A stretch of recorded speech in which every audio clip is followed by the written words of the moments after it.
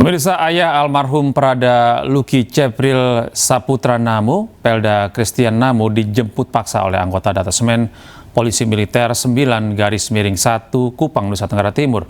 Pelda Christian ditangkap saat tiba di Pelabuhan Tenau, Kecamatan Alak, Kota Kupang. Saya lepas baju saya siap.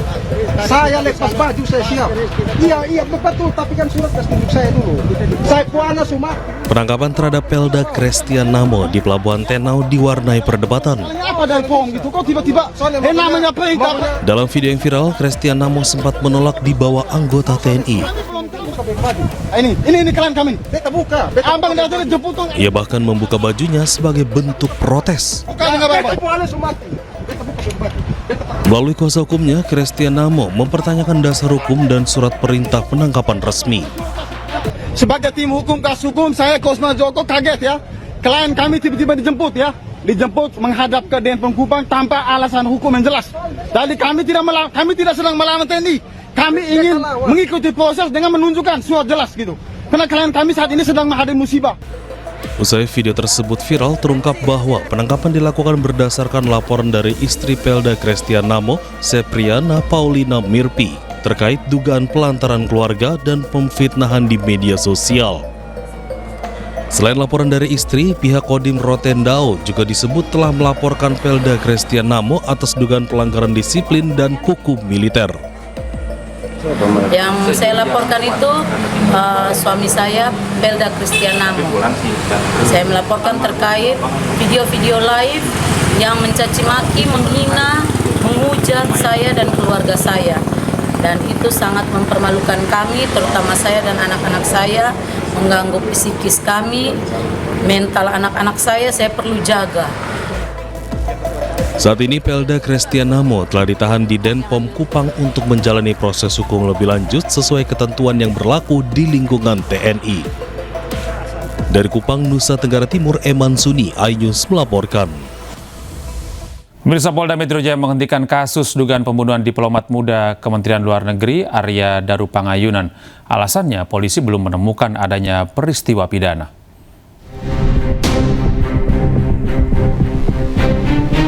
Surat pemberitahuan penghentian penyelidikan atas kasus dugaan pembunuhan diplomat muda Kementerian Luar Negeri Arya Daru Pangayunan dikeluarkan pada Selasa 6 Januari 2026.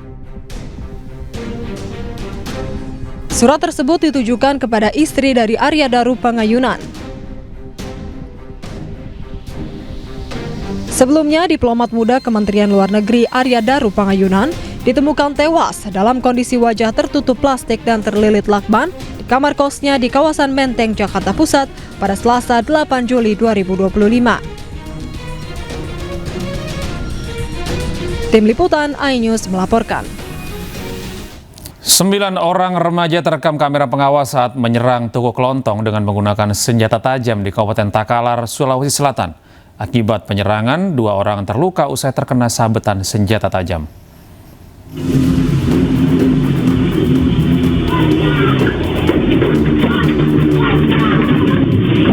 Para pelaku menyerang sejumlah remaja yang berada di depan toko dan merusak barang hingga sepeda motor korban menggunakan senjata tajam. 2 orang terluka terkena sabetan senjata tajam dan langsung dibawa ke Rumah Sakit Kabupaten Takalar. Polisi berhasil meringkus 4 dari 9 terduga pelaku bersama barang bukti sepeda motor dan senjata tajam yang diduga digunakan pelaku penyerangan. Keempat pelaku menyerang karena diduga ingin balas dendam namun salah sasaran. Para pelaku ini berboncengan 2 dan 3 sebanyak 5 motor mencari lawang atau dia keliling patroli. Apabila dia menemukan orang, dia langsung menegur. Polisi masih mengejar pelaku lain yang diduga ikut melakukan pengrusakan toko disertai penganiayaan. Keempat pelaku terancam hukuman 7 tahun penjara. Dari Kabupaten Takalar, Sulawesi Selatan, Bukma iNews melaporkan. Pemirsa, viral seorang emak-emak berhasil mengagalkan aksi pencurian tabung gas 3 kg di Kota Bekasi, Jawa Barat. Korban mengalami patah jari kaki usai terkena tabung gas yang dilempar pelaku hingga harus menjalani operasi.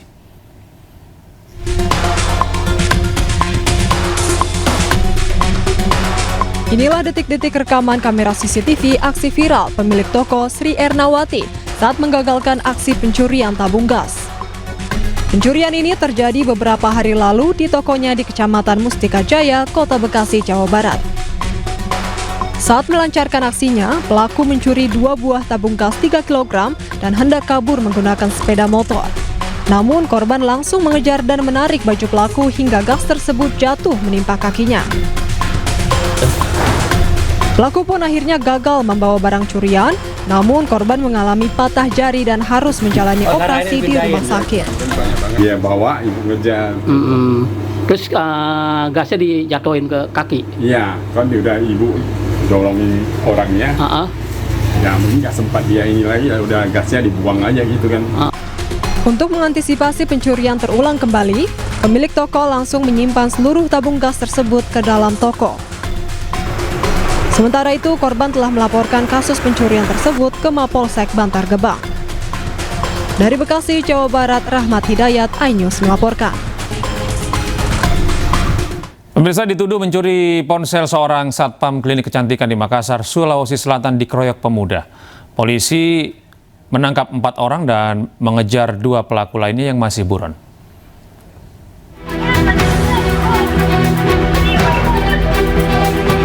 Inilah rekaman CCTV sekelompok pemuda melakukan pengeroyokan terhadap satpam salah satu klinik kecantikan di Kota Makassar, Sulawesi Selatan. Polisi akhirnya meringkus kawanan pelaku berjumlah 4 orang dan melakukan pemeriksaan secara intensif di ruang unit reskrim Polsek Mariso. Kejadian berawal saat korban dituduh mencuri ponsel milik salah satu pelaku di belakang klub malam elit. Kawanan pelaku yang mengetahui keberadaan korban akhirnya didatangi dan dikeroyok secara bersama-sama meski korban telah membantah. Kami sudah menangkap 4 orang, namun masih ada nama 2 orang yang kami masih cari. Selain mengamankan 4 pelaku, polisi juga melakukan pengejaran terhadap 2 terduga pelaku lainnya yang masih buron. Akibat perbuatannya, para pelaku terancam 5 tahun penjara.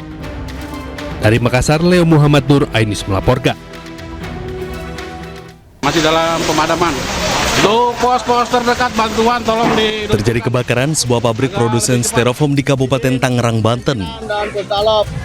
Kembang Cepu, Mako Curug, telah sampai di TKP dan saat ini sedang... Banyaknya bahan yang mudah terbakar, api dengan cepat membakar seluruh isi bangunan. Jalan padat karya, mohon segera diluncurkan. Sejumlah karyawan panik menyelamatkan bahan baku styrofoam yang belum terbakar dan membantu petugas damkar memadamkan api.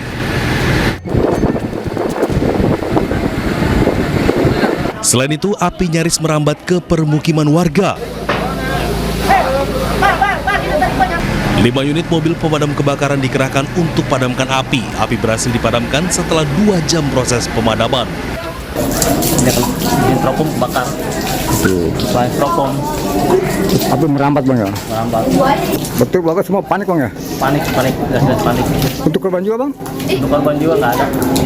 Kalau penyebabnya kita belum bisa memastikan, nanti biar pihak kepolisian yang menentukan penyebabnya seperti apa. Api pertama kali muncul dari salah satu mesin bahan baku styrofoam. Meski tidak ada korban jiwa, namun kerugian ditaksir mencapai miliaran rupiah. Dari Kabupaten Tangerang, Banten, Aimarani, iNews melaporkan.